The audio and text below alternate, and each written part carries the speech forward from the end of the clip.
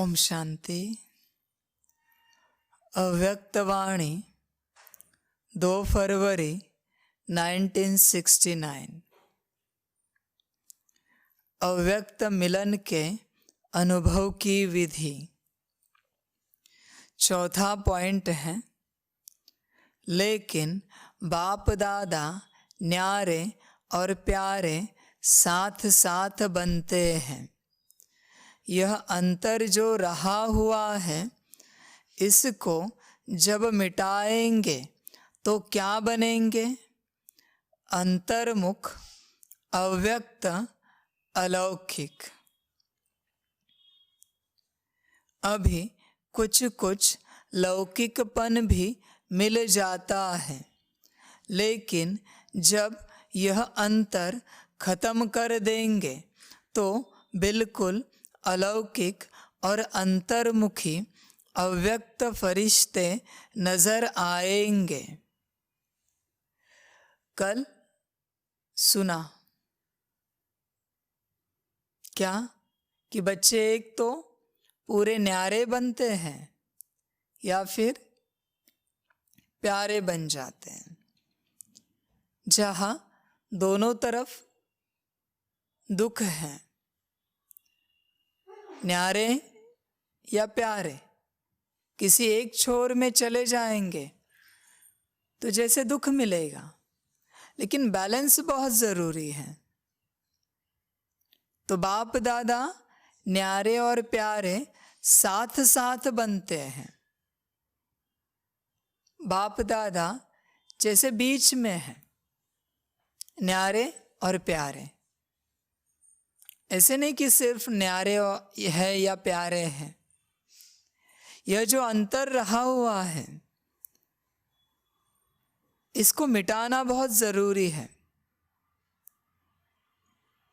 बार बार हमें स्वयं को चेक करना चाहिए कि बाप समान बनने में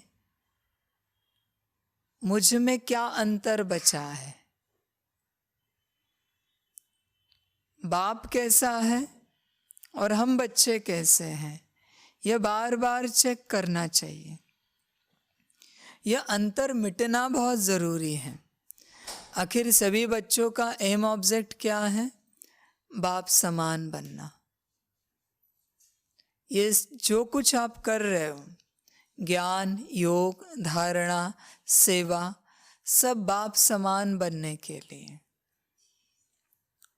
तो सदा अंतर चेक करते रहो कि बाप की वृत्ति और मेरी वृत्ति में क्या अंतर है, बाप के विचार और मेरे विचारों में क्या अंतर है, बाप की वाणी और मेरी वाणी, इसमें क्या अंतर है, और बाप के कर्म और मेरे कर्म, इसमें क्या अंतर है। जब तक ये सभी समान नहीं बनते, मिलन नहीं मना पाएंगे, बाप का अनुभव नहीं कर पाएंगे। बाप समान बनना बहुत ज़रूरी है हर बात में। क्या हमारी सोच और बाप की सोच मिलती है? देखिए, रिश्ता उन्हीं दो या किसी एक ग्रुप का बनता है जिनकी वृत्ति और सोच मिलती है। दोनों बहुत ज़रूरी है। सिर्फ सोच से रिश्ता नहीं मिलता या वाणी से रिश्ता नहीं मिलता। रिश्ता बनने के लिए वृत्ति और सोच एक होना बहुत ज़रूरी है, और फिर उस रिश्ते में आनंद आता है। नहीं तो रिश्ता बोझ लगता है। सामने वाले की वृत्ति और सोच कुछ और है और अपनी कुछ और है, तो रिश्ता बोझ लगेगा, बार बार झंझट लगेगा, परेशानी लगेगा। ऐसे लगेगा ये रिश्ता ही नहीं होता तो अच्छा होता, क्योंकि सोच और वृत्ति नहीं मिल रही है। जहाँ सोच और वृत्ति मिल जाती है, फिर बैकग्राउंड कोई भी हो, रिश्ते में आनंद आता है। एक समान बनने में समय नहीं लगता जब वृत्ति और सोच एक समान होती है। और रिश्ते में क्या होता है, जो ज्ञानी है, योगी है, बड़ा है, उसको फॉलो करना चाहिए। सोच मिल गई, अच्छी बात हुई, अभी उसको फॉलो करना चाहिए, उसके जैसा बनना चाहिए। तब क्या होगा, आपके और उसके संस्कार मिल जाएंगे, संस्कारों का मिलन होगा, नहीं तो टकराव होता रहेगा। और वृत्ति और सोच अगर मिली ही नहीं, टकराव 100% होगा। किसी भी रिश्ते में अगर टकराव हो रहा है, कारण एक ही है कि दोनों की सोच और वृत्ति एक नहीं है। फिर इस दुनिया के भी रिश्ते हो, पति पत्नी का रिश्ता हो, भाई बहन का रिश्ता हो, गुरु शिष्य का रिश्ता हो, बच्चे और बाप का रिश्ता हो, माँ बच्ची का रिश्ता हो, दुनिया के लौकिक रिश्ते को भी आप लो, जब तक सोच नहीं मिलती, वृत्ति नहीं मिलती, दोनों के बीच में स्नेह पैदा नहीं हो सकता।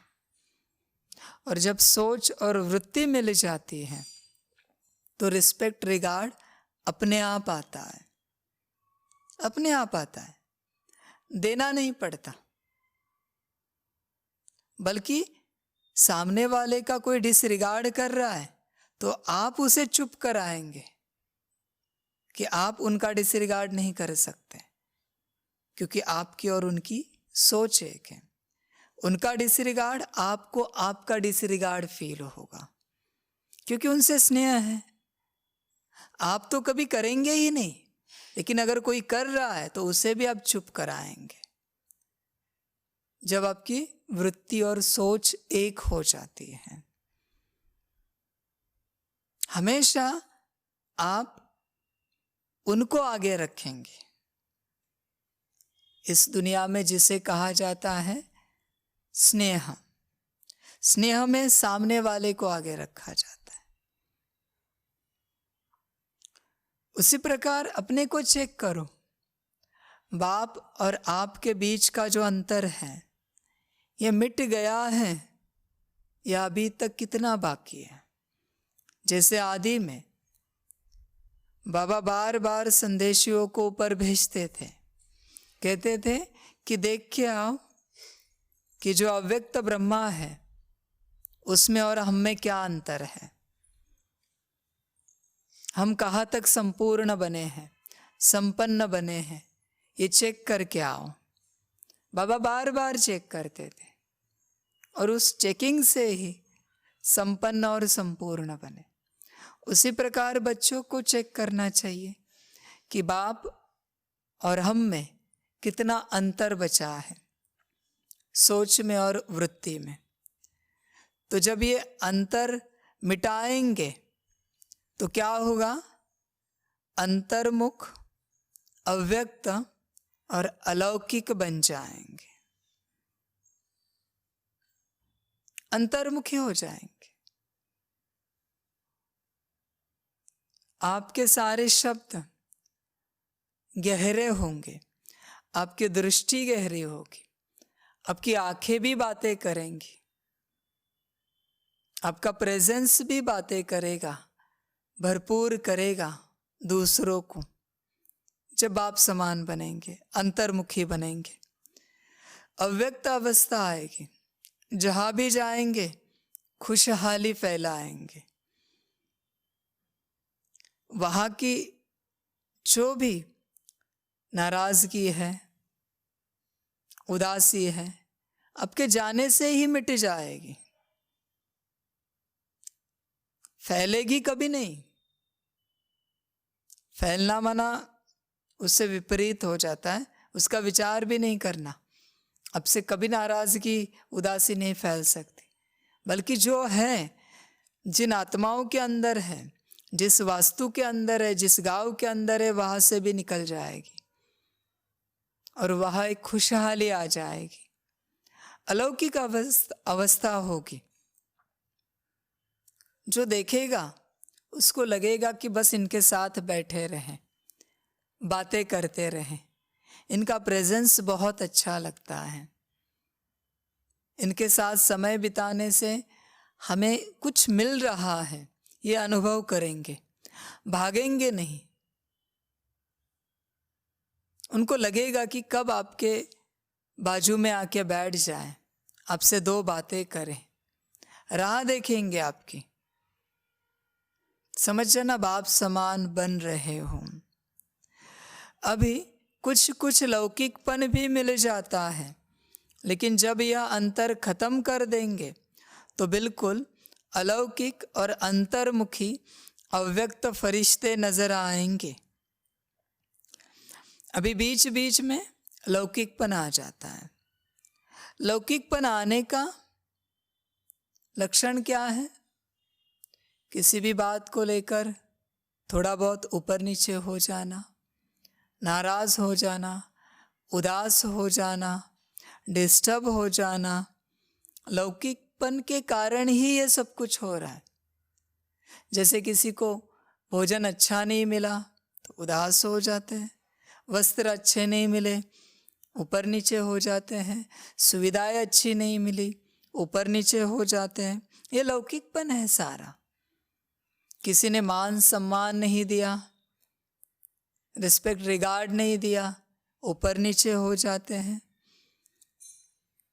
किसी ने कुछ बात कही, ऊपर नीचे हो जाते हैं। ये सब लौकिकपन है, खत्म होना बहुत जरूरी है। अपने को चेक करो, आपके अंदर से लौकिकपन कितना खत्म हुआ है। अलौकिक बनना है तो लौकिकपन को खत्म करना पड़ेगा। और कुछ बातें ही है जो आपके वीक पॉइंट्स हैं, जिनके कारण आप नीचे बैठे हो, ऊपर उठ नहीं पा रहे हो, उन्हें चेक करो। जब ये खत्म हो जाएगा तो अलौकिक अंतर्मुखी अव्यक्त फरिश्ते नजर आएंगे। जहां भी जाएंगे लोग आपका स्वागत करेंगे।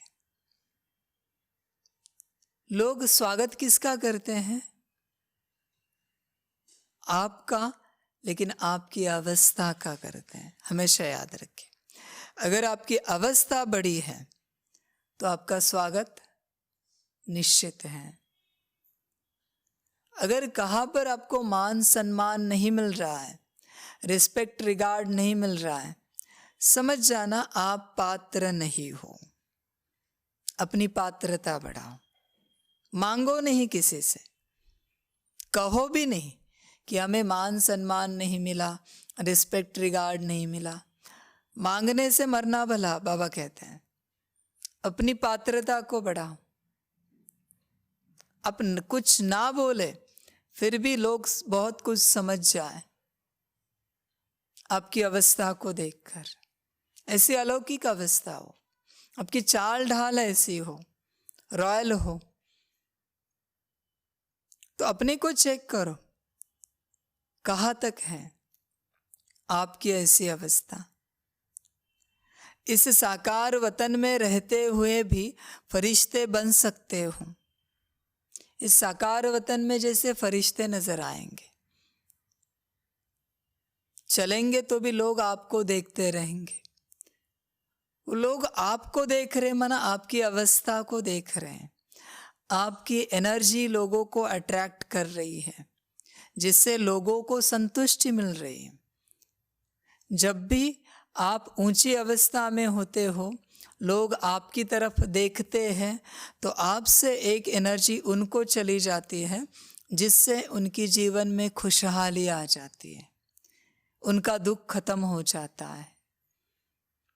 जैसे मंदिर में किसी देवता के मूर्ति के दर्शन से दुख खत्म हो जाते हैं, शास्त्रों में वर्णन है कुछ कुछ देवताओं के लिए।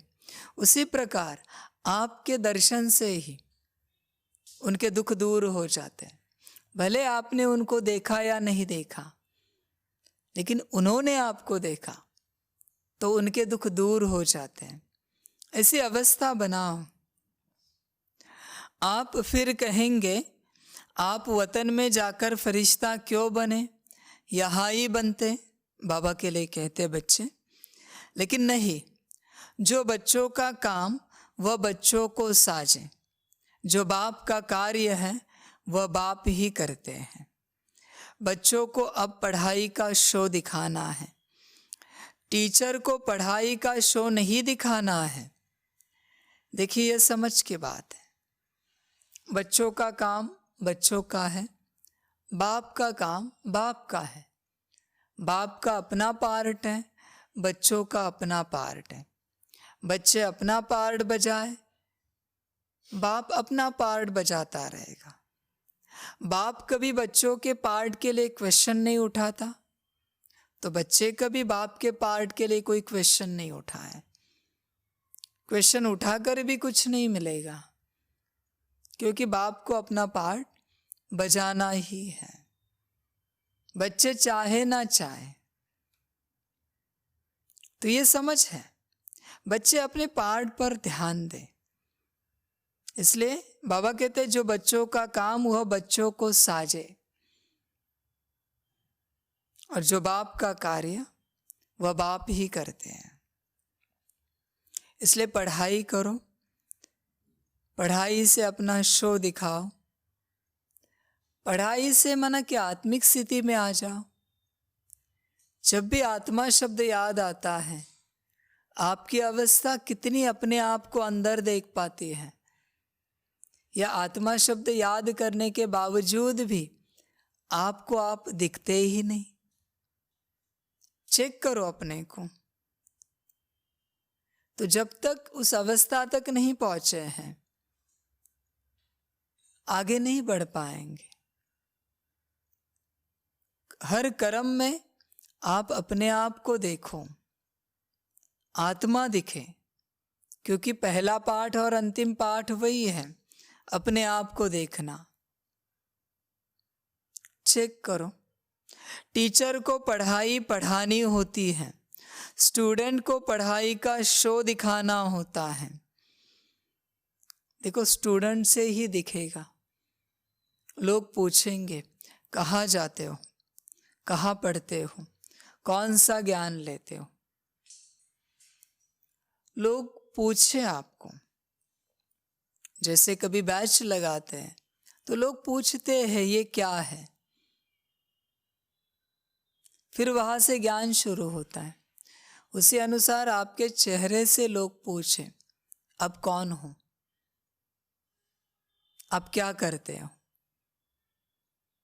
ऐसे आपकी अवस्था हो, खुश मिजाज, खुशहाली वाली। जब भी लोग देखें, कहे कि ये सदा खुश रहते हैं, पता नहीं इन्हें क्या मिला है। जब भी देखे 24 घंटा खुश ही रहते हैं, कुछ भी हो जाए, हर समय हमने चेहरे पर खुशी ही देखी है। ये है पढ़ाई का शो। फिर लोग पूछेंगे, जैसे किसी की हेल्थ अच्छी है तो लोग अपने आप आके उसको पूछते हैं आप क्या खाते हो, आपकी हेल्थ बहुत अच्छी लग रही। किसी का रूप सुंदर है तो लोग आके उसको पूछते हैं आप क्या ट्रीटमेंट लेते हो। किसी के बाल अच्छे हैं तो जाके पूछेंगे। ये हुआ बाहर ही सारा। बाबा कहते इसमें नहीं जाना, पर आपके चेहरे से खुशी ऐसे दिखे कि लोग आके पूछे कि आप क्या करते हो, कितना खुश रहते हो सदा, आपको क्या मिला है। वो है पढ़ाई का शो। आपसे ही शो होगा। बाप को कोई पूछने नहीं आएंगे कि आप क्या करते हो, बच्चों को पूछने आएंगे। इसलिए बच्चे सदा खुशी में नाचते रहे। शो केस में शक्तियों को, पांडवों को आना है। बाप दादा तो है ही गुप्त, शोकेस में आप आएंगे दुनिया के सामने, और बाप दादा तो सदा गुप्त है। आपको आना है दुनिया के सामने।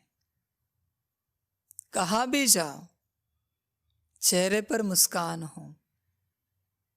बाहर से कुछ कम ज़्यादा हो चलेगा, लेकिन अंदर से खुशी सदा कायम रहे। बहुत इम्पोर्टेंट है। अध्यात्म माना खुशी। अगर वो नहीं मिल पा रही है तो भटक रहे हैं।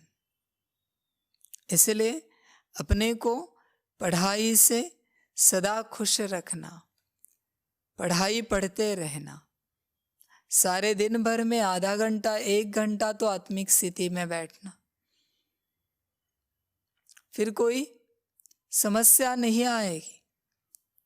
सारे दिन भर में जितना समय मिले बाप को याद करना, थोड़ा तो याद करना। खाने पर ही सही, चाय कॉफी पर ही सही, याद तो करना। कभी 1-2 सेकंड के लिए याद करना। रोते रोते याद नहीं करना, खुशी से याद करना। करके देखना कैसे लगता है। और बाप की याद कायम रहनी चाहिए, कभी छूटनी नहीं चाहिए। कभी याद किया मन हुआ तो, और कभी नहीं किया, ऐसे नहीं करना चाहिए। एक बाप ही सब कुछ है, तो बाप सदा याद रहना चाहिए। तो अपने को चेक करो कि बाप की याद कितनी रहती है। अच्छा, ओम शांति। सभी बच्चों को बाप की पदम गुणा, याद, प्यार, गुड मॉर्निंग और नमस्ते। सदा खुश रहना, मौज में रहना और बाप की याद में रहना। अच्छा, ओम शांति।